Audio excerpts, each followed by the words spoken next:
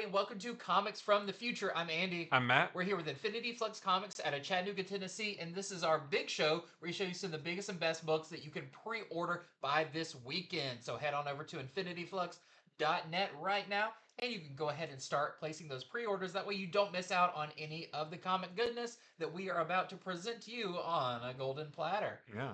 And this is a big show. This is a really big show. This may be the biggest comics from the future of the year so far. Just looking And at I all think the you've stuff seen we that have. like a week or so Well, ago. no, I said that about our Monday show. Okay. But I think as far as like talking about books on FOC, I think this might be the biggest one, maybe. And caliber of books is pretty big on this one as well. Number of variants, very big. Yep. So there's a lot to go over, and it helps us, and it helps you if you go ahead and place your pre-order so you don't miss out on these. We know how many to order, and we know like what is going to be popular and what to hype up and all of that. So without further ado, let's get into it with our Prime Comic pre-orders. Number one, starting with Amazing Spider-Man #1. We weren't sure that this was still going to be here. We talked about it on Wednesday, but we thought maybe that was a little bit of a mistake. But no, it's here. Amazing Spider-Man #1 on FOC this weekend. This is the new Amazing Spider-Man series. This comes out on April 9th.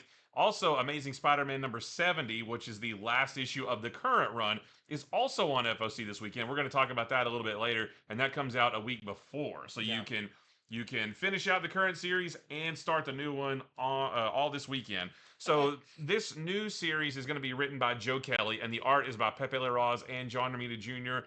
I don't know how that's going to work out, though. Like for the first, at least we have solicitations through issue 4. Those are all Pepe Larraz. Okay. So I'm guessing they're going to be trading off story arcs. Okay. That makes the most sense so far because it doesn't look like it's split. Yeah. Because I would think, if you're doing like a split story with following, a villain and a hero, maybe. Yeah, I thought it might be that. Okay, and that's fine. I'm fine with artists jumping, switching story arcs. That's fine. I don't love it when they do it in the middle of a story because it kind of makes everything feel disjointed. But if it's all Pepe Larraz for the first story arc, that's fine. There have been some preview pages of this released online and in the No, it was in the last. It was in the last issue of the Marvel Previews catalog, and visually it looks great. Yeah. Big action, Spider-Man versus the Rhino. Yeah, Rhino looks crazy. Like. Yeah, he's got the whole Rhino head. He's got the whole Rhino head on his head, which is nuts. So visually, from those 4 preview pages, it looks really good. We'll have to wait and see how the story is, but visually, art-wise, action-wise, it does look very, very good. So the premise of this whole thing is, I hope you guys are sitting down for this. Peter is without a job, and he is looking for gainful employment. He's down on his luck? He's down on his luck. He's having trouble with his love life. That's the big change for Spider-Man. He's out looking for a job, and his search gets interrupted by the Rhino. However, something seems a little bit different with Rhino this time. Rhino, he's a villain, right? But he's always been kind of, I don't want to say level-headed, but Spider-Man's always been able to talk to him a little bit after fighting him. There has been moments where Rhino has been kind of a sympathetic character. He has a family. He usually goes back to crime to support his family. That's right. And I would say, rare occasions is he the leader of anything. He's usually, kind of a big henchman type character. He and Miles have actually even teamed up a handful of times over the last few years. So that's Rhino. However, this time, Rhino seems a little bit more savage. He seems a little bit stronger. And Spider-Man can tell right away, and we actually see that in those preview pages. Spider-Man realizes something is off with the Rhino, and I can't quite tell what it is. And what the solicitation tells us is that there is a major Spider-Man villain working behind the scenes, kind of powering up other Spider-Man villains, including one that we haven't seen in over 7 years, and I'm not sure who that is. But so somebody somewhere is I don't know if they're maybe brainwashing him a little bit, if they're maybe enhancing their powers a little bit, but something is off with the Rhino, and there's some other character responsible for it, but we don't know who. That'll be what we have to read for. And also, what is the goblin-free Norman Osborn up to? Because Norman Osborn's free of all the goblin stuff, so he's going to be hanging around, I guess, doing stuff. Okay. Yeah, so, new series of Amazing Spider-Man. This current one, Not been my favorite. We'll say that. So I'm kind of looking forward to a fresh take, and hopefully we'll get some exciting stories with some great action and just some back to basics Spidey. I mean, Peter was down on his luck. That is as back to basics as you can get. Almost too far back to Yeah, basics. that might be a little bit too far back to basics for my liking, but I'm excited to check this out and see how it is. The art is incredible. The art is really good. So this is our A cover, and it's a wraparound cover by Pepe the Ross. So the inside of your book is going to look like that. There's also a blank variant. There is a Cafu. This is called the Hellgate First Appearance variant. So this character presumably is called Hellgate. And according to this, it's his first appearance, although we just now looked up Hellgate. And there is another Marvel villain called Hellgate that popped up in a couple issues of Ghost Rider, maybe like in the later 90s, I think. And also maybe one or two issues of a newer Ghost Rider miniseries from like back in 2020. I don't know if that's the same character. He had very few appearances, so I don't know if this is the same as that. Again, this is referred to as the first appearance variant, so did I say first appearance variant? Yeah. So I'm not sure. I mean, I don't remember seeing this character before, and he looks cool. He looks like a Wonder Woman villain. Yeah. So I don't know if this is the one responsible for powering up the villains. I have no idea, but I like that cover. There's a Greg Land cover. There is a Lee Bermejo cover, which looks great. I love Spider-Man's wrinkly suit, and the boots look real. There's a Mark Chiarello foil variant. There's a Nimit Malavia Black Cat variant. I love that one with the cats playing with the jewelry and stuff she's stolen. There's a Ryan Stegman variant. Ryan Stegman was born to draw Spider-Man. And a Simone DeMeo variant, which also looks great. So a lot of great covers for what will hopefully be a great new Spider-Man series. Yes. We hold out hope. Right.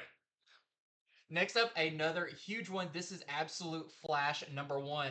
This is our next, I would almost say, wave 2 of Absolute books.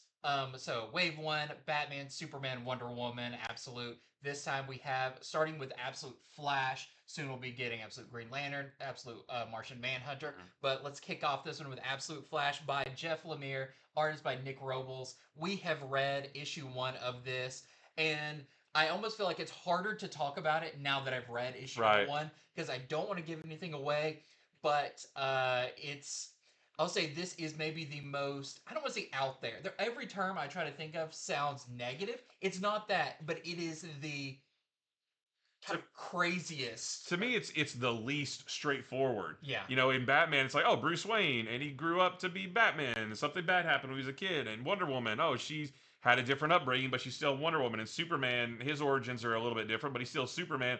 But this one is like, I don't want to say I don't know what's going on, but this one was not as, it's not like, oh, there's Wally West and he gets splashed by chemicals and now he's the Flash. It's nothing like that whatsoever. Yeah. Lots more questions in this one than anything. Like you said, this version of Flash is Wally West. I can tell you some factual things about it without spoiling it, so that's what I'm going to try to do. So Wally West is Flash, which I love. Wally West is my favorite Flash. So it's great to have him in there. He is a lot younger. He's kind of a preteen, I would say. I thought they said he was 15. Is he 15? But okay, he's in that ballpark. Yeah. We do find out,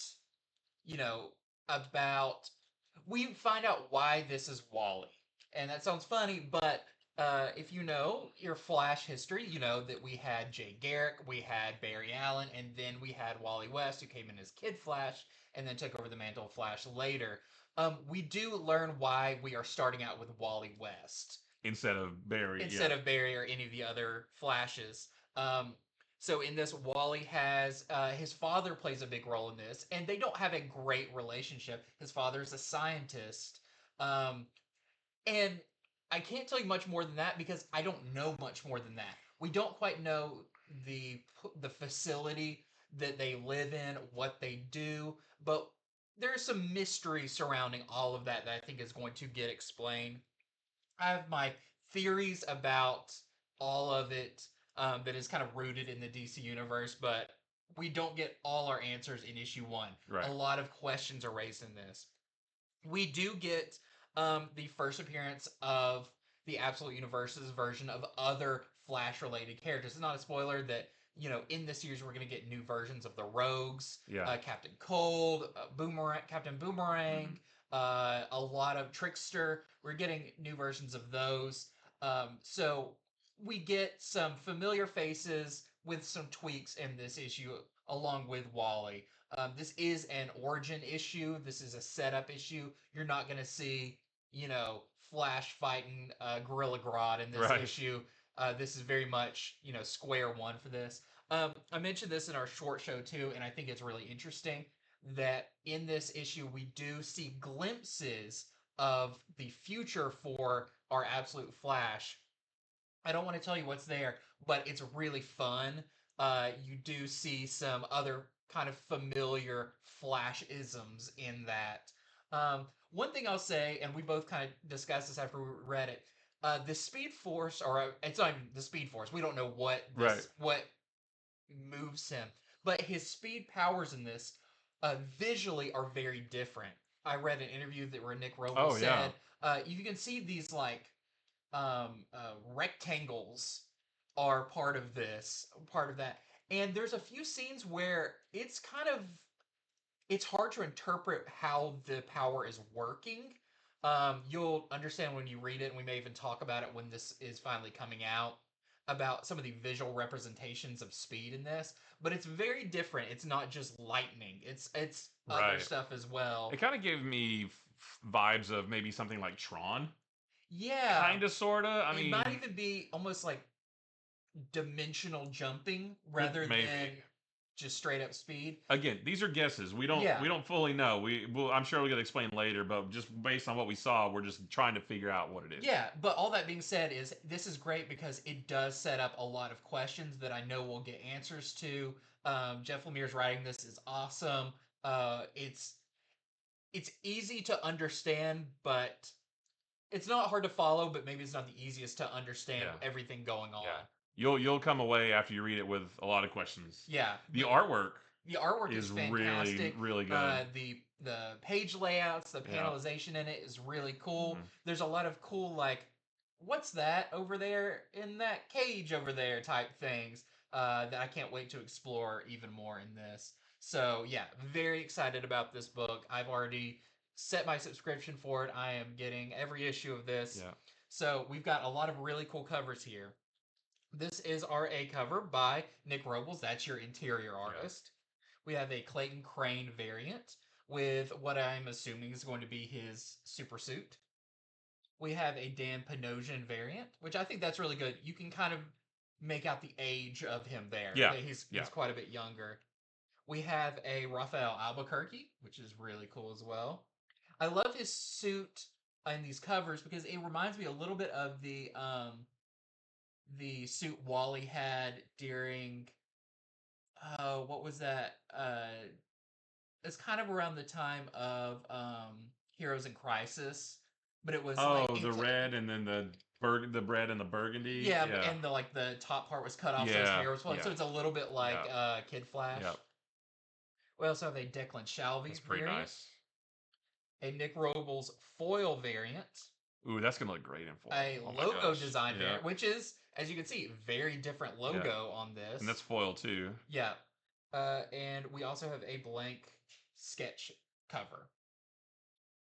So yeah, don't sleep on this one. It's an Absolute book. If it acts like any of the Absolute books, it is going to sell out almost day one. For sure. Get your pre-orders in for that. Speaking of gotta go fast. Yeah, next up, DC and Sonic the Hedgehog #1. This is going to be a 5-issue miniseries written by Ian Flynn. The art is by Adam Bryce Thomas. And in this book, Darkseid invades the world of Sonic the Hedgehog looking for the ultimate power, whatever that may be. And he's a little bit too much for Sonic and his pals to deal with. But luckily, the Justice League are not far away, and they arrive on Sonic's Earth to team up with Sonic and his gang and deal with Darkseid. We actually looked through, we have a preview copy, and we looked through it. It looks like a lot of fun. Really good art. Yeah, the artwork looks really fun. Nothing too, like, dark and gritty. It's more, like, fun Sonic artwork. Yeah, but it's also not, like, it's not super or anything, or super cartoony. Nice balance of just good artwork that feels like Sonic, but also could be a DC book, too. Yeah. So yeah, just a cool team up between the Justice League and the Sonic friends, I guess. I want to see Batman and Shadow interact. Right. Just both brooding. Yeah. Sorry, so we have this A cover. We have excuse me, an Ethan Young variant, and then there's a blank variant also. Well, next up we have a new one from Marvel. This is Pooluminati, which I think it's designed to be just that hard to say. Pooluminati. This is Pooluminati. by Zach Gorman and Alexis Kisarano, and the art is by Enid Balaam. And this one kind of explains itself with the title. You know about the Marvel Illuminati, made up of the smartest and kind of most what would you call the people? Devious? Devious, but like can be heroes, but are also think that they know better than others. Group. Well, in this one, we have Wade Wilson's from around the multiverse secretly have a group like that have come together. And Wade Wilson of 616 sounds like he doesn't know it exists until they call upon him because they need his help. It sounds more to me like the Council of Reeds. That's what I was thinking. Because, in Hickman's Fantastic Four, the Council of Reeds was already a thing. Yeah. And then they said, hey, 616 Reed Richards, come on over. He's like, what the heck? Who are you guys? Yeah, that's what it sounds like. The Illuminati is also not made of multiple universes. It's Reed Richards, it's Professor X, it's Black Panther. Yeah, so this should be, instead of Pooluminati, it should be the Council of Pools. Yeah. This is also a bunch of pools hanging out. It was right there for you, Marvel. But not a whole lot of information about what the big threat is in this. It just says that there is a threat that spells disaster for pools everywhere if they can't come together and work together on this. Although I feel like a lot of the Deadpools that are on this cover actually all exist in the same universe, which is interesting because it's like, well, Kid Pool and Lady Deadpool and all those. Yeah, there's Ellie, his daughter, right there. Yeah, Headpool. All of those exist in the same one, but it'll be fun to see what other Deadpools pop up in this. I believe this is just a mini series. It doesn't say how many issues, but this is probably a 5-issue mini series. Yeah. We've got our A cover here. We have our Ario Anedito homage cover. Of course, that's an homage to Illuminati #1. Illuminati. Yeah, I always get Illuminati and New Avengers mixed up because they're of New Avengers. Yeah. But yeah, I believe this is the cover for Illuminati #1. And then we have a Lionel Francis Yu cover as well. I like Optimus Prime Deadpool up there. That's pretty cool. I didn't even notice him. Or Gundam Deadpool, whatever you want to call him. Next up, we have a new book from Mad Cave called Crush Depth. This is going to be a 5-issue miniseries. This is written by Tim Daniel and David D.B. Andry, and the art is by Alex Sanchez. This is set in the near future where the planet has been irrevocably altered by climate change, and the surface world is just super toxic. So there are these two brothers who are locked in a sibling rivalry for command of a nuclear submarine.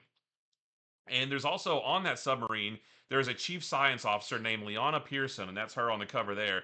She's kind of caught between these two brothers, and is also kind of wrestling with her fear of the surface world, because again, the surface world is just not a great place to be. Something alien infiltrates this submarine, and she is going to have to she's going to have to make a choice, basically. Do I flee to the toxic surface world that I'm deathly afraid of, or do I steer the sub into the crushing depths of the abyss to deal with this? So, sounds like a really cool new series, 5 issues. I think this will be a good one. This is our A cover, and there's a Villa Lobos variant. Next up, we have Bug Wars, issue number 2. We have already got a chance to read this. It is a fantastic second issue. This is one of my new favorite series. I just love the mixing of Conan the Barbarian and Honey, I Shrunk the Kids and these mites that ride these giant beetles and stuff, but all set within the backyard of our main character. Well, in this issue, Slade Slaymaker, our main character, enters the amazing world under his feet in his backyard, and we get to witness Swarm City, the most dangerous hive in the whole yard. And we learn a bit about like its location and the different things that are in there, what kind of crime goes on within this. But it's kind of a sprawling metropolis that I believe is all in a brush pile in the backyard, which is great. And they don't like Slade since he's come in here because if you read issue number 1, you realize maybe his strength that he had when he was bigger didn't decrease when he got small, and he ends up having like super strength. Yeah. Now that's not a permanent thing, but you'll have to read to find out all about that. But he seems like a pretty dangerous character, and they are going to bring him into the arena, which they call the Blood Hole, with some of these other characters to fight for their lives. That And sounds like a 90s image character. yeah, Blood hole. and it's also spelled Bludhole. There you go. It needs, Hole. yeah, it needs to have the umlaut over Yeah. the U, right? So this is an awesome issue. You do get introduced to some of these other characters, like that Spider Witch that was on a variant cover for #1. Yep. You get some of her, and you just see a little bit more of this world and kind of what makes it tick. And you do learn what is the big enemy that could bring all of these different insects together. All of that is explained in issue #2, and it is awesome. Yeah, those two characters on either side of him, they're both in this. Yeah. Yeah, and they kind of represent some of the different species of mites. The one on the left is part of the ant, the Centauri ants, and the other one is one of the web weavers or whatever they're called. They're like mystical spider something like witches. that. Yeah. But yeah, this is an awesome issue. Don't miss out on it, because this is gonna be one I keep recommending to people. We've got our A cover right here, and we have a Yannick Paquette variant as well. Next up is Doom's Division #1. This is going to be a 5-issue miniseries that is a tie-in to the One World Under Doom storyline. This is written by Yoon-Ha Lee, and the art is by Minkyu Young. And this is about Tiger Division. They are South Korea's super team. They are ordered to uphold Doom's New World Order with the help of some new team members. And I'm not sure if some of those on the cover are them or not. I don't remember. I recognize most of them, so I'm not quite sure if maybe even they're on the cover. Yeah. But not everyone in Tiger Division is cool with what Doctor Doom is doing. And it sounds like they need to talk to the Avengers and all those guys over there, because we saw in One World Under Doom #1, the heroes aren't cool with what Doom is doing either, although it sounds pretty good. Although we did see in Thunderbolts Doomstrike this week that maybe not everything is so great. So, who knows what Doom is up to. But yeah, Tiger Division is getting in on the action here. We have our A cover. There is an Ario and Andito cover. There's a Dustin Nguyen team-up variant. There's a NetEase Marvel Rivals variant and a Peach Momoko variant. Yeah. Oh, and there's a Rose Besh variant also. Yeah, that's cool. It has a lot of the characters from that team, and I feel like now going into this, more people will be familiar at least with Luna Snow, because she's in Marvel Rivals, right? And she's a very used character in there, so that's really cool.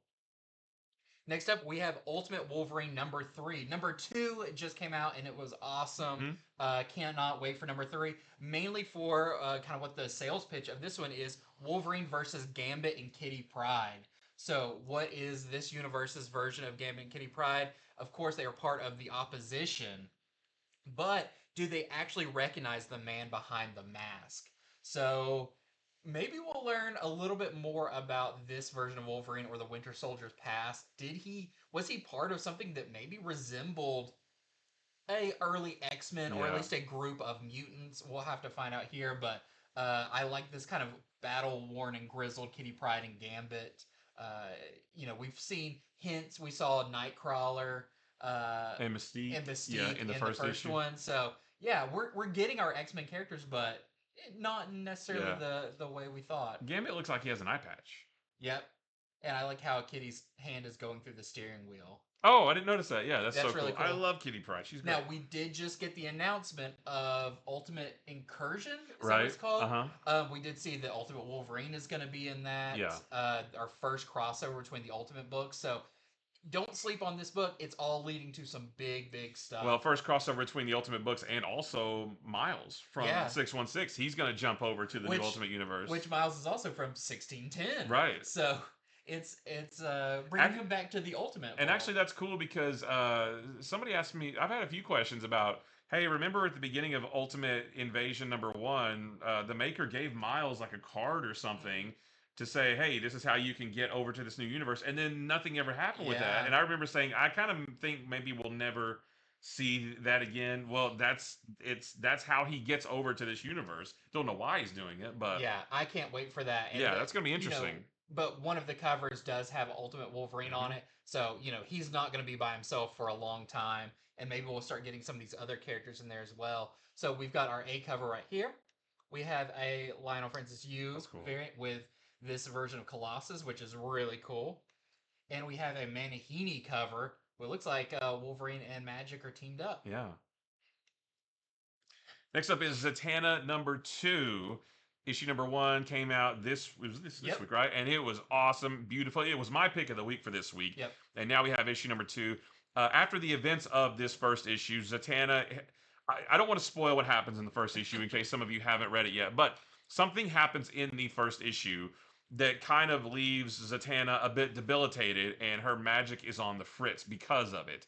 And so in this issue, she is going to seek out a cure for what is causing that. And I'm calling it a cure. You'll see what it's not really a cure, but you'll see what I mean. But she's looking for a solution to why she's not 100%. For what ails her. Right. Again, try not to spoil #1. So she's looking to try to fix her problem. And while she's also trying to figure out the connection between her and the Lady White, who we saw in the first issue as well. And this guest stars Blue Devil. Quite a bit. Quite a bit. So yeah, Andy and I have already read this all the way through. I think it's even better than the first issue. Way more action, like hard hitting action. Yeah. A lot more like, we got past the setup and everything. This is, we're fully into it. Yeah. I cannot recommend this highly enough.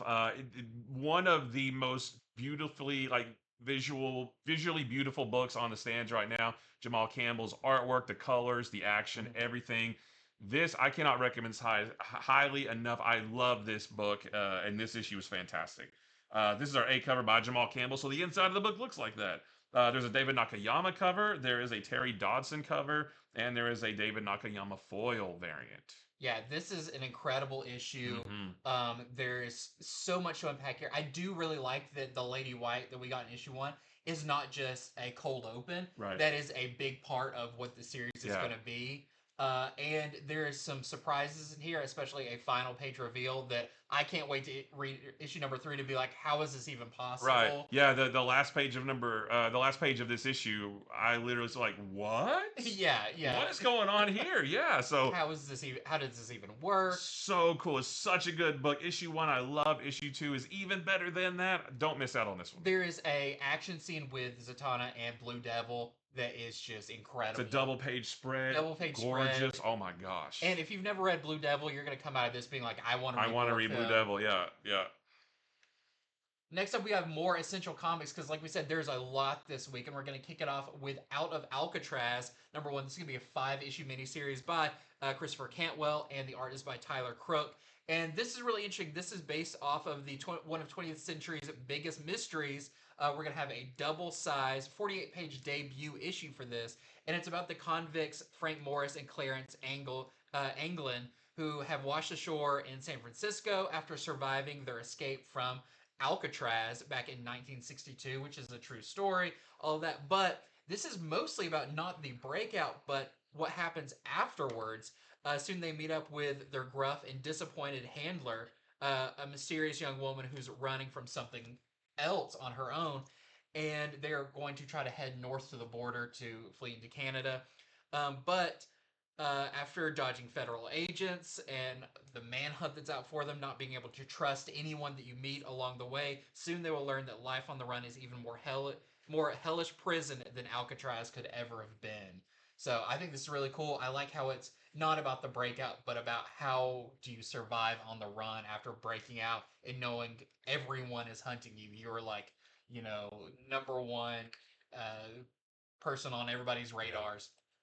So sounds really, really cool. And I love this this creative team of Chris Cantwell and Tyler Crook.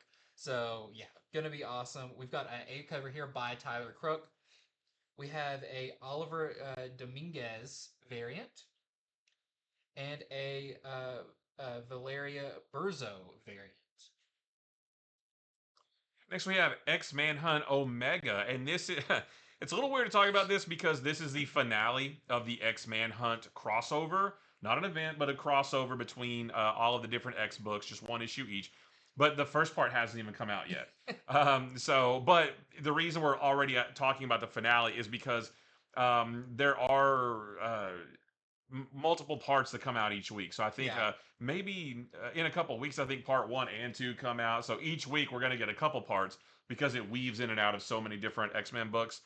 So this is the finale of the whole thing. Professor X finally reaches his destination, but all of the characters that are pursuing him, they catch up with him there. And it says, I'm just going to read this. It says, alliances will be battle tested. The blades of betrayals will cut deep with poisoned tips. And when the dust finally settles, Charles Xavier will have to make a tectonic shifting choice with the fate of all mutant kind in the balance. So I wish I could expand more on it than that, but we haven't read any of it yet because it hasn't come out. But if you've been pre-ordering all the parts in anticipation, don't miss the finale here. This is our A cover. We have an Edwin Galman variant. There is a Phil Noto connecting variant, so this is going to connect with all the other ones, and then there's a Tony Daniel variant. Yeah, hey, look, Cyclops and Professor X are having a disagreement. That's weird. That's never happened. Yeah, House of Ideas. Next up, we have Deadpool versus Wolverine. Slash 'em up #1. This is actually this is by Christos Gage and Alan Robinson, and this was actually originally one of the Marvel Infinity comics on their app. So it is a new story if you haven't read those. It's the first time in print as Deadpool comes to Madripoor for a job, but not if Wolverine has anything to do with it. It does say just in time for April Fool's Day, which is like, it doesn't look that funny, but Right. maybe it is. Yeah. I don't know. I believe it's just a one-shot that collects all the parts. Yeah, I'm pretty sure. I think there was only enough to fill it one issue. But if you have been reading Deadpool versus Wolverine and you got the Deadpool versus Wolverine other series and you're like, I need more of these too, well, here you go. You've got another one. So we've got our A cover right here, and we have a Mark Bagley variant. And this is a book. This is called L.A. Strong. This is a charity comic for victims of the fires out in Los Angeles.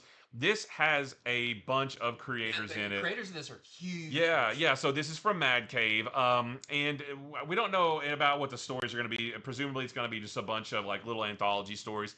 But it's the comic industry pulling together to support creators who lost their homes in those LA fires. 100% of the profits of this book will be donated for relief efforts, featuring contributions from creators like Brian Azzarello, Brian Michael Bendis, Christos Gage, Dan DiDio, Frank Thierry, Greg Pog, Jimmy Palmiotti. We've got Amanda Connor, Christian Ward, Marv Wolfman, Ian Churchill, Michael Avon Oming, Salvador LaRocca, Ryan Gonzalez, and a bunch more than that. It's not just them; it's a lot more. I'm not sure this is going to be $5.90. No, it's going to be $9.99.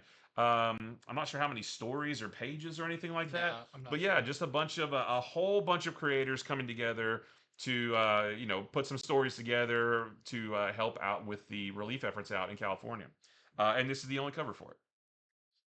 Well, next up, they cross over with everything. This is Red Sonja Mars Attacks. And this actually sounds really fun. This is by Jay Stevens, which is the writer of Dwellings. Yeah. And Fran Strucken is the artist. And in this, Red Sonja discovers a sinister prophecy of cosmic foulness from beyond the stars and must head north to face the insidious invaders from Mars. And it talks about all the craziness that are going to be in here. Not just aliens, but all their weird mashup creatures and all of that. So if you're a big Red Sonja fan or Mars Attacks fan, I think this is going to be a lot of fun. I'm sure it's going to be very silly, but also very violent and over the top. Of course, there is more covers than what is featured here. It's a Dynamite book, so there's like a Boylian covers. We've got a cover by Linsner, which is really nice. We have a Lee and Jung variant. And we have a Greg Land variant. Next is Thundercats Lost. This is the first issue of a new Thundercats series written by Ed Brisson, the artist by Rafa Labosco. And there are 5 Thunderan warriors. There's Pumria, Linkso, Shen, Ligon, and Bengali. They fight for their lives after being shot down in the middle of a war zone. And they're going to face a horde of heavily armored soldiers as they try to get back to the wreckage of their ship. But even if they survive this whole ordeal, will they still be able to complete their mission? I'm not really sure what their mission is. But somebody is hunting them. We don't know who it is, but they have a connection to the Book of Omens. So not sure if it's Lino out there just like causing trouble. But yeah, a new Thundercats book to go with the other one. So this is our A cover. There is a Henry variant and there is a Bagley variant. This is cool too because if you watch the show, this happened in the show where they ran into the other Oh, did it? I don't remember Thundercats. that. Yeah, Bengali, the blue Thundercat. Yeah. I think he like reforged the Sword of Omens after it broke Oh, I don't. and stuff. I grew up with Thundercat. I grew up watching Thundercats after school every day, and I don't remember this at all. Yeah, But it was. I don't know if it was like a season 2 thing yeah. or like when it came in, but yeah, there was new Thundercats brought into it, and they were from like another wreck and stuff. Okay. So I really like a lot of these characters Yeah. as much as I like some of the other ones. So it's cool they're doing like a grandiose version of some of the original kind of Yeah. story beats. Next up, because this is our section where we talk about essential comics, we believe all of these are essential because they're so good. So this is Challengers of the Unknown number 4, and I can't wait for this one. Yeah. I mean, this feels like a perfect pairing of Challengers and Green Lantern as Yep. they head into the stars. So the mystery of Darkseid's death deepens. Now Red Ryan, who is your challenger in this one, must investigate a new sentient asteroid with Green Lantern, and what happens when Red can begin to hear the asteroid's thoughts, and what happens when he loses control of his body after being exposed to the asteroid's blood. Ugh. So this is going to be very weird and perfect for this team up. Plus, you've got all the intrigue of what is Mr. Terrific and the Justice League not telling the challengers as more challengers are getting locked up as they are not being trusted. Just so cool. I can't wait for this. Yeah, I'm very excited for this. I love Green Lantern, and I love Sean Isaac's artwork, and just even the A cover right there looks awesome. I love how that looks. Yeah, and so this is a 6-issue miniseries, so this is number 4 of that series. We've got our A cover here, and we have a Phil Hester cover, Oh, which is wow. awesome also. I love the Justice League with these purple outfits. Well, I was gonna say, because on the A cover, Green Lantern just has his regular black and Yeah. green. I was like, I wonder if he gets a Challenger's costume. He But does, there is right yeah. there. Yeah, that looks so cool. Oh, I can't wait for this one. All right, so next up we have, excuse me, sorry about that. I'm still getting over being sick from last week, which is crazy. New Gods number 4. Holy cow! This is this is the second of the trifecta of amazing DC miniseries right Yeah. now. There's not a lot of information about this issue in particular. Um, there's a little bit. It just says that New Genesis, Apocalypse, and Earth are all on the verge of annihilation thanks to the villainous Niktari. And their only hope may lie in the young new god child, but is that child a force for salvation or the reincarnation of the greatest evil the universe has ever known? Which has kind of been the sort of overarching story of this whole series so far. We did kind of get the origin of this child, and I think we know that he's not the reincarnation of I Darkseid. don't think so unless like the spirit of Darkseid went into him or something like that. I don't know.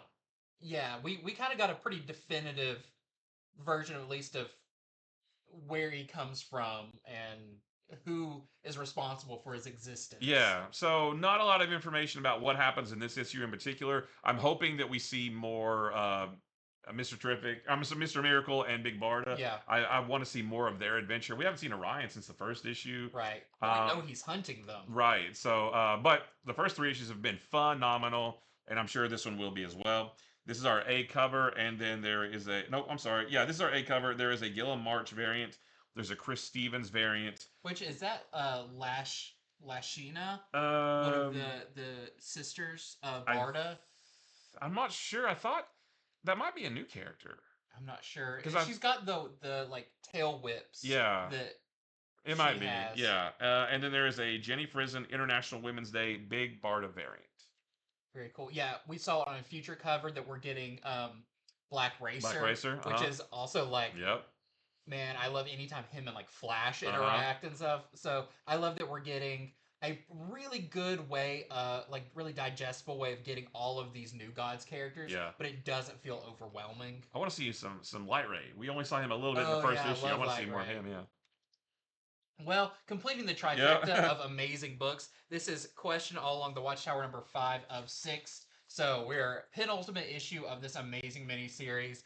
And this one, without giving away too much spoilers, because of the villain that is kind of the big villain of this, who has turned the Watchtower against everyone and has found a way to turn some of the heroes against Mhm.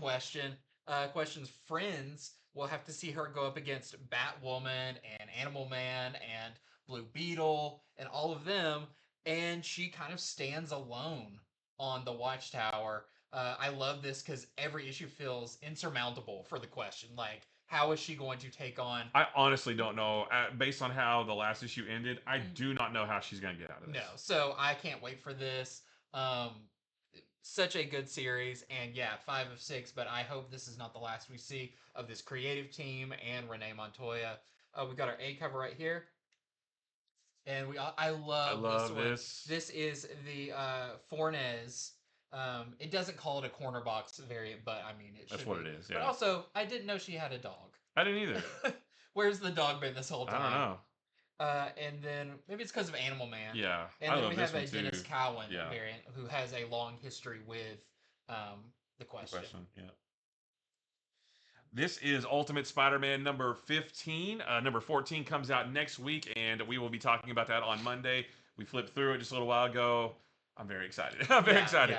Yeah. But in this one, and I guess that's I guess number 14 is the end of this Craven little two-part story, because in this one, the Ultimate Sandman attacks, and Peter, Mary Jane, and the kids, they take a family vacation, but of course, nowhere is safe for the Ultimate Spider-Man. And that's pretty much all the solicitation tells us, and that's all I want to know. I like going into these things pretty cold. I like that this one sounds like you're going to get a lot of Spider-Man fighting Sandman. I hope so. You know, it sounds like maybe they're away from some of the other storylines going on, and we could just get some good classic hero action. Is he one of the Sinister Six with this new Sinister Six? I don't remember. I don't think Sandman was. I don't think we've seen him yet. Maybe he's the whole beach. Maybe. I'm super excited. I can't wait for this. Ultimate Spider-Man's great.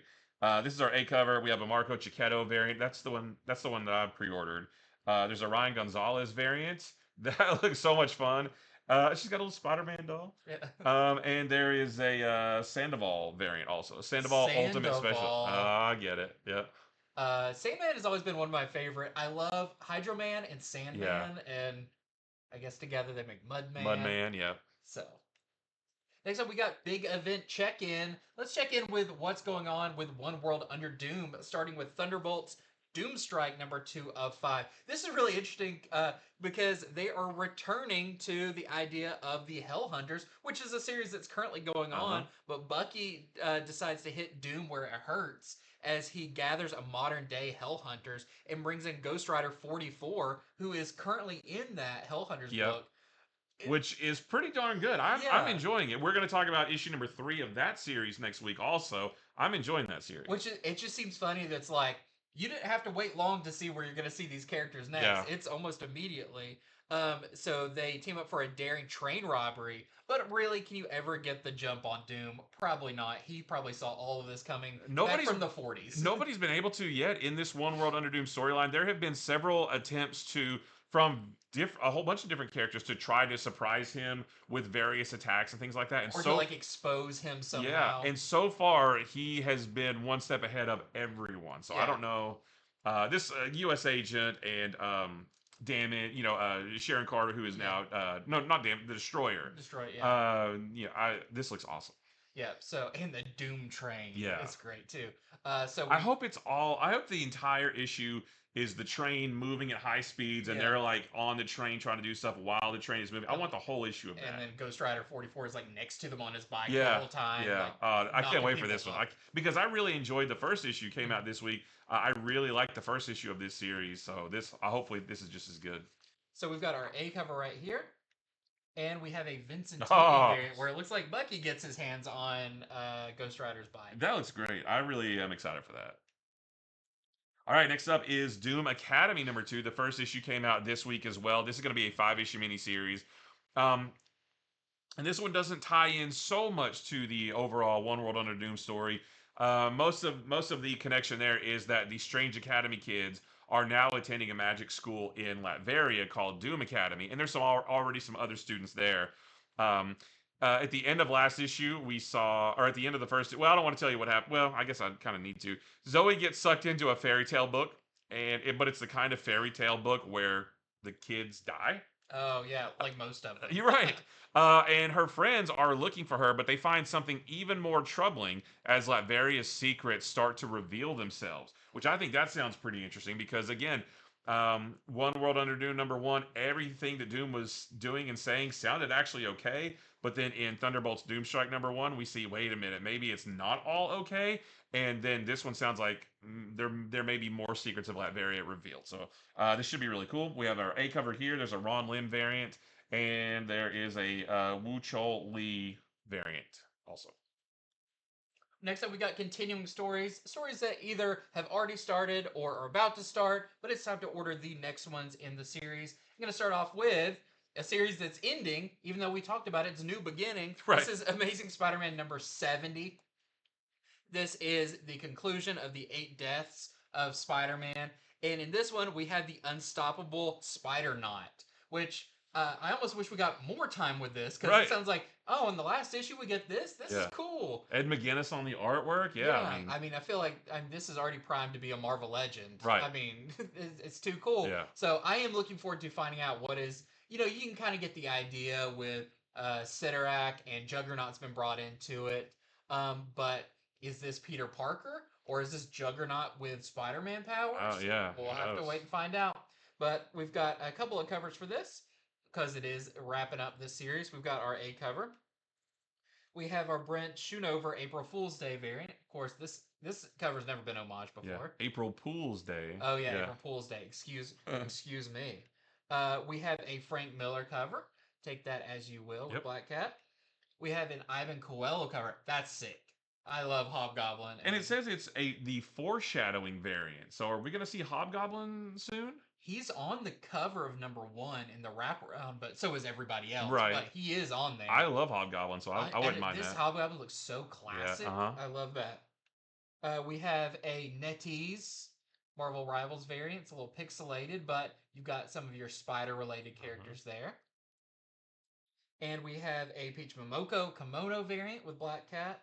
And I love this one, the Scotty Young 8 Deaths Spider-Man, the final one, where Scotty Young is the one who's been killing all these drawings of Spider-Man. Right. Next up is Red Hulk #2. #1 comes out next week. We will be talking about it on Monday. Yeah. I'm very, very excited to check this one out. So this one is a One World Under Doom tie-in as well. Because the Red Hulk, Thaddeus Ross, the original Red Hulk, not the one that's in the Sam Wilson book right now. That's the other guy, Maverick. I can't remember his name. Yeah. But Thaddeus Ross has apparently been being held captive by Doom in Latveria, and in this one he's gonna stage an escape attempt from the think tank that Doom has kept him imprisoned in. But he's been underground so long that his powers are fading. I guess maybe he's a little bit. He was already really powerful, so he's probably still really powerful in this. And he's going to need the help of Machine Man, Deathlock, and General Simon Riker if he hopes to escape the legion of Doombots that are after him. So we'll have a better idea of what this book is about and what it's like after we read the first issue, and we'll let you know what that's like next Monday. But I'm excited for this and can't wait for this whole thing. I think this also, the story's going to be something about like Doom has taken all these people because they're great strategists. Yeah. And it'll be interesting if maybe we get some hints at what did Doom do to build up to revealing himself as the Emperor of the world. Yeah. Because of that time that he was quiet in Latveria. I do hope we get some flashbacks or something, because he was locked up in that dome for like 6 months and nobody knew what was going on. I hope we maybe get some flashbacks as to what was he doing during that time. It might have been he was consulting with Ross, which is a great like military guy, and 2 robots. Yeah. So I can't wait to read issue #1. This is our A cover. There's a Greg Land Invisible Woman variant. There's a Nick Bradshaw Connecting variant. This one I've already pre-ordered because this is awesome. Yeah. But this actually combines the two. So that's one. Okay, I was curious about that. And then that's the other one. I might have to get both of those because I love both of these characters and them fighting each other. So this is so that the left side was that's going to be one cover right there. That's going to be one cover. And then there's another cover of the Thing. That's going to connect with the other. He was under the original impression that the Thing book was coming out at the same time, and that was a cover for the Thing #1. Yeah. So they weren't both Red Hulk variants. But maybe I'm wrong, but it seems like maybe they shifted that around a little I bit. wish that were the case. So I would have to buy 2 of one comic and I could get. Yeah. But, And then there's a Scon variant also, which that looks really cool. Yeah, I can't wait for this. I love Red Hulk. I loved him in the movie. I loved Harrison Ford as Thunderbolt Ross, so this is going to be awesome. Well, next up we have Rogue Savage Land #3. We've already read #1. #2 comes out this coming week. We'll be talking about it on our Monday show. But in this one, Magneto versus Kazar, which is awesome. I love Kazar. I love all of the Savage Land characters. But can Rogue keep the peace between them long enough to uncover who is threatening the Savage Land? We got a hint about that in the end of the first issue, but I love the looks of the characters in here. I love that classic Magneto. Yeah, the art in this is awesome. It's so much fun, as it's one of those series set within a certain time in Marvel's history. So can't wait for this. And of course, a big selling point of this book is the cover. Yep. So of course we got this Kari Andrews A cover. We have a Greg Land variant. We have, of course, the one everyone's been getting is the J. Scott Campbell covers. And we have a Lucas Wernick variant as well. These are people really want these for some reason. I don't know what it is. I don't know. I don't know why I got like 5 of the #1. People love jungles. Yeah, they love the jungles. If only Rogue wasn't in front of Right, them. I know, right? It's kind of blocking the view. All right, so next up we have Weapon X-Men #2. The first issue came out this week and it's pretty darn good. This one does not have the One World Under Doom banner at the top. Yeah, so I guess the first one did though. So I guess this doesn't quite tie into. Did they leave Latveria by the end of #1? I don't think so. Okay. Yeah, I don't think so. But so this says introducing for the first time anywhere Wolverines of Mass Destruction. Plural, Wolverines of Mass Destruction. Okay. There's an enemy from Wolverine's distant past who has claimed its first victims, and one of them is Wolverine himself. And the rest of the Weapon X-Men, who we saw, got gathered up in the first issue. They may not make it in time to save them from the character that we saw at the very end of the first issue. I don't want to name that character. Oh, yeah. But the other Weapon X-Men may not make it in time to save them from that character's insidious plans of world conquest. So when that character showed up at the last page, I was like, I love that character. And I'm also like, how does Doom let that character have their own machinations under his rule? Right. So I can't wait to see what's going on with that. This is our A cover, and there's a Declan Shalvey variant with Chamber. With Chamber just exploding everywhere. Next up, let me take you on a trip through the Star Wars universe with a couple of books. First off, we've got Bad Batch Ghost Agents #2. #1 of this was awesome. So I'm very excited about this as the Bad Batch race Imbo, the bounty hunter you see on the cover there, which is a great Clone Wars reference, to recover stolen intelligence that can compromise the Republic spies everywhere. That's kind of what's set up in #1 was the stolen kind of list of Republic spies. So if you enjoy #1, definitely get #2.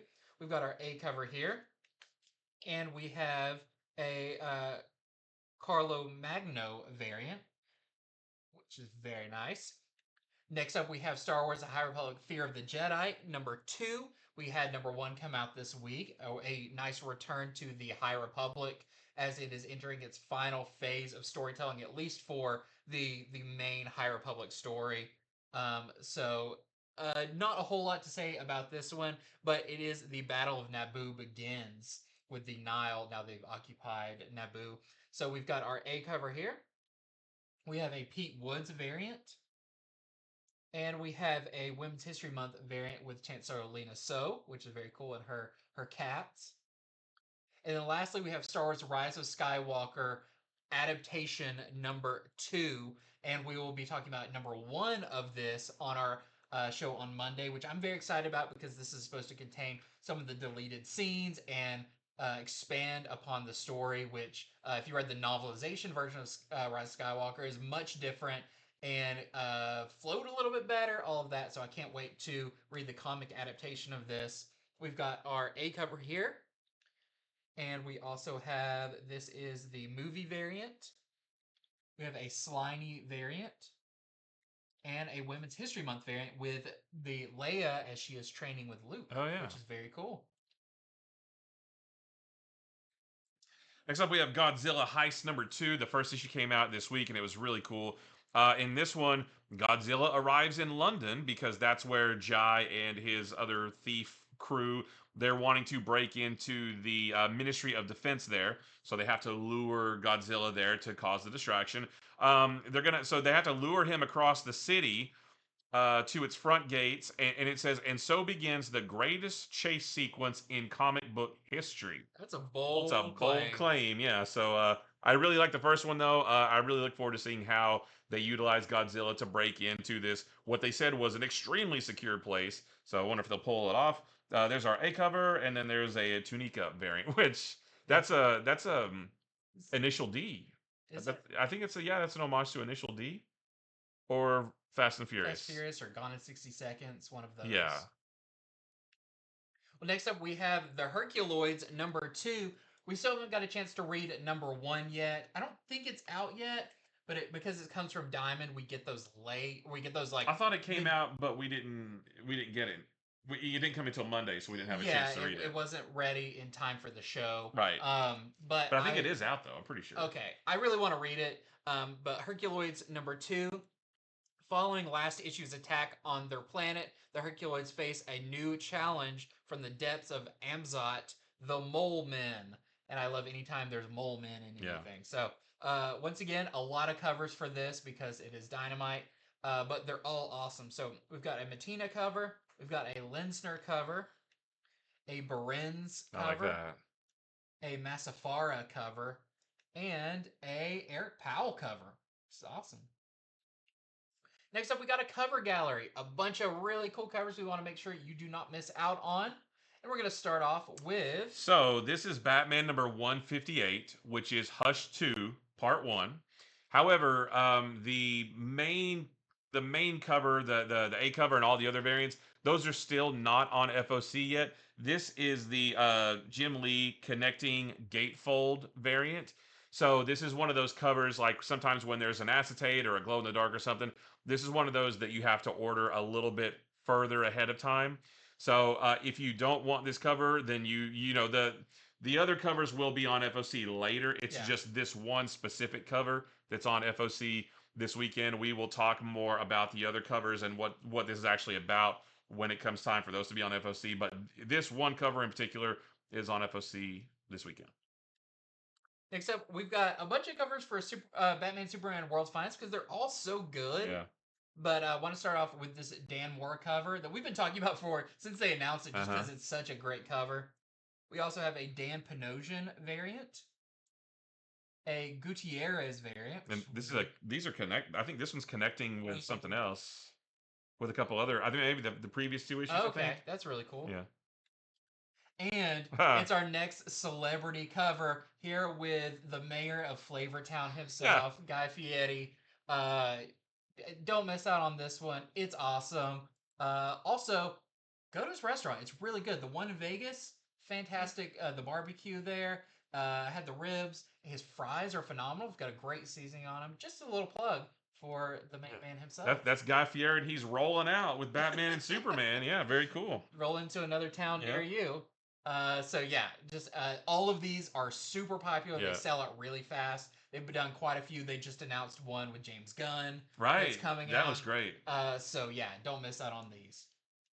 This is Catwoman number 74. This is the Dan Panosian variant. I love the colors on this one. I love the colors, the shine. Yep. Like it really feels like, there's a lot of expensive stuff in there. Next up, we have Titans number 21. We've got a couple of variants for this. But we have our next courtside one, which these kind of came out of nowhere. These courtside variants, but they're really fun. I like anytime superheroes are like having fun, hanging out, especially Titans. Like that's like a core part of their characters.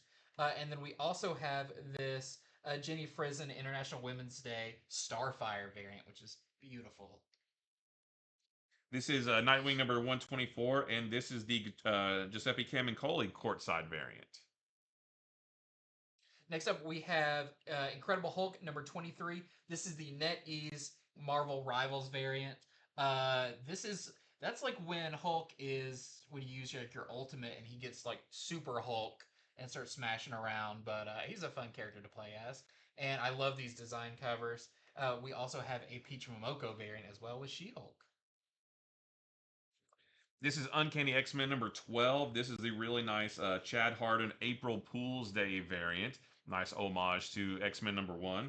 There's also the Peach Momoko Kimono variant and the Taran Clark variant with Gambit. Next up, we have Laura Kinney Wolverine. This is for issue number 4, and some really nice covers from this. This is the Jiyoung Lee X-23 cover. And we have a Peach Momoko cover for that one as well.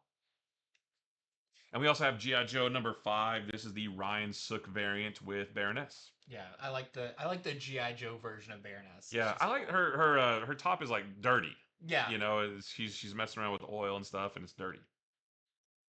Next up, we got Bookshelf. These are big old books that you can read and put on your shelf, big collected editions and whatnot. So, starting off with, this is Superman Action Comics from the 2024 run. They're calling it Volume 1, but it's because this collects well, it says down there Superstars Volume 2. Yeah. But I think the one that was solicited was for Volume 1, which, have they done the Volume 1 with the Bizarro? I don't remember. So they may have got that mixed up because I think the Bizarro one has already come out, and I believe this is the second one. Okay. This is the Gail Simone story. So whichever one is on there, you'll have to go on there and check out because the solicitation didn't match the cover. But if it's the first one, it's the Jason Aaron Bizarro story. If it's the second one, it's the Gail Simone one where Superman has to enter like a space tournament. Yeah, and that was set in like Superman's early days too. Yeah. With Eddie Barrows on artwork. That was both of them were really good. Yeah. So this is $19.99, whichever one it may be. Right. This is this is I think it's called Trinity Generation S. Yeah. I thought it was just Trinity Generations, but the S looks like it's separate. So What's the S stand for? I don't know. And it makes more sense if it's called Trinity Generations, but the solicitation says Trinity Generation S. So I'm not 100% sure on that one. But this is going to be Trinity Generations. That's what I thought. Yeah. But that's not what Lunar says. Wow. So I'm not sure. But it's going to be $17.99, and this is going to collect the Trinity backup stories from Wonder Woman 800, Wonder Woman 3 through 6, 8 through 13, the Trinity Special number 1, and Trinity World's Finest Special number 1. So a whole bunch of really fun Trinity stories, and all of those Trinity backup stories from the Tom King Wonder Woman series were all really, really fun, beautiful artwork. So yeah, you can get them all in this one book. Next up, we have, this one's really cool, especially if you've never read these stories. This is Fantastic Four versus Galactus. Got this awesome Alex Ross cover on this. But this collects Fantastic Four from 1961, issues 48 through 50, and issue 242 through 244. So you've got the first appearance of like Silver Surfer, the Watcher, Galactus. Yeah. And then you have when he came back and he had Terrax as his herald. And I think that's when John Byrne was on the book and all the heroes were fighting him. I'm pretty sure. The whole Avengers come into yeah, it. Yeah, that's the one where Spider-Man and Daredevil literally just sit on top of a building and watch because they say like, what are we gonna do? Yeah. I mean, Thor's having trouble with Galactus. What are we gonna do? So that's a good little story arc right there. So this is a great one to get to kind of prime yourself for the new Fantastic Four movie. Yeah. If you want a little backstory on maybe some of the stuff they're pulling from, this will be really good. And this is going to be only $17.99. Yeah, good stories there. This is the Human Torch Byrne trade paperback. I'm not familiar with this series, but it's written by Carl Kessel and Scotty Young does the artwork. It's going to be $17.99 and collects the 6-issue Human Torch miniseries from 2003. Yeah, early Scotty Young interior work. Did you read this? I think I've read this, but a long time ago. Yeah. I think I read it after the fact when like Scotty Young started getting popular, and I was like, what's some of his early stuff? Like I think he did like New Warriors. Oh yeah. He also did this Human Torch, which it's very much of the time. Like Johnny's got a chain wallet and stuff. Yeah. But it's really fun. It's very kind of lighthearted. Yeah, so I'm not familiar with this, but it sounds really cool. It looks cool. $17.99. Next up, we have Star Wars Visions Treasury Edition, which these are the really nice, really big versions of these books. This collects the Peach Momoko issue, This collects the Okazaki one, which brought in the Ronin Jedi and material from Darth Vader Black, White, and Red #1. So this is going to be really, really nice, big oversized book for $29.99. Next up, we have new printings, and there's quite a few new printings and facsimiles coming out to check out. This is the Batman number 613 facsimile edition. This is Hush part 5, I think. Yeah. Or 6, 5 or 6. Not sure, but yeah, the facsimile of the next part of Hush. They're going to do all these in preparation for Hush 2. Yeah, and you're going to have the regular and foil and the sketch cover. We also have the final issue of Crisis on Infinite Earths, issue number 12. I've been getting all of these, the foil editions of these, which I can't wait to go back, and I'm going to reread this whole thing issue by issue with the original ads in it and everything. Oh, that would be cool. Experience like what it was like to read it at the time. But yeah, I love this. I love Anti-Monitor. Just beautiful, beautiful book. So we've got the regular edition, but also check out the Superpowers variant cover. I gotta get it. With your Superman... Earth 2 Superman. Earth 2 Superman. I was kept thinking Earth 1. No, it's Earth 2 Superman. Yeah. Who actually ended up coming back during Blackest Night. He was a jerk and all of that. But with the gray temples and everything. Very cool. Yeah, I've been getting all the foil ones of this too. And now it's like I'm going to have to get the foil of number 12. But also this one because I collect the Superpowers covers. Yeah. Thanks a lot, DC. Every time they put out one of these Superpowers ones, I'm like, well, then make that Superpowers figure too. Yeah. Like I want this version of Superman. Don't tease me. Yeah, just like that Constantine one. Yeah. Like, I want that one too. The Batgirl one, I really like that one. This is the second printing of Eddie Brock Carnage #1, which I was surprised how much I liked it. It was really cool. Eddie Brock's trying to do good, and the Carnage symbiote is not trying to do good, and they're kind of having a little bit of a clash. That's how you make a story. Right. Next up, this is really cool. Yeah. This is the Star Wars 1977 #1 facsimile edition. So, become a pretty valuable book, the Star Wars #1 from Marvel, and they're doing a facsimile. It feels like it's taken long enough. There has been facsimile, or there's been reprints. I don't know if there's ever been a like one-to-one facsimile. I don't think there's been a facsimile of this with the ads and everything like that. But they're doing this the same way they do the other ones. There's a foil edition, which I have already pre-ordered, and a sketch edition as well, which I'll probably also get because that will be really fun to draw something on. Yeah, so don't miss out on this one. We've got Marvel Fanfare number 15, and is this one going to have a foil? I think so. Yeah. I'm not positive. This one is written and drawn by Barry Windsor Smith, and it's just in time for April Fool's Day. This issue features Human Torch pranking Ben Grimm. There's also, I believe, a Daredevil story in it too. So this one should be really cool. Marvel Fanfare back in the day was really cool. I was about to say, what is Marvel Fanfare? I get that confused with... Is it Marvel Age? That's like the magazine. Yeah, Marvel Age was it was magazine style. It was still comic size, but it was more of a magazine telling you what's coming with Marvel. But Marvel Fanfare was a place for creators to flex their muscles. You know, like Barry Windsor Smith. You know, just tell some kind of just whatever stories they wanted to tell, basically. And this should be really cool. Next up, we have a second printing for Magic #2 with the Villalobos cover again, which I think is interesting. Usually they've been doing the foil, but then making them regular. But yeah, this is a great Villalobos cover again. And then we have the second print of One World Under Doom #1, which we both really enjoyed. I love Dr. Doom, and, you know, trying to figure out, like we said earlier, what's he up to? Doesn't sound so bad in this issue, but there's a couple other issues where it does sound kind of bad, so who knows what's going on. But if you wanted to check out the event and missed it, you can do so right here.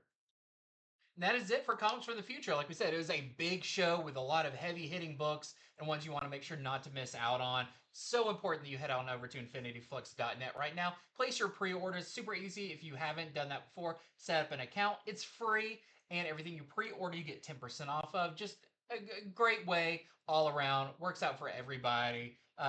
You know, we support our people. We love our customers. They are our friends and family, so we would love for you to be part of that. Also, make sure to subscribe to our channel. That way you don't miss out on any of this content that we bring to you. Letting you know a little bit more about comics coming out, whether it be in the future or coming out the coming Monday, that kind of stuff. We love doing. Yeah. We've got great stuff coming out very, very soon. And all that being said, got anything to say? Have a great weekend. Thanks for watching. Let us know. Did you say let us know which ones you're looking forward to? Yeah, let us know which of the books that we talked about Yeah. you're looking forward to. Let us know in the comments, and we'd love to interact with you. And yeah, anything better to say? Nah. Yeah, better luck next time. Yeah. Okay. Well, until next time. See ya.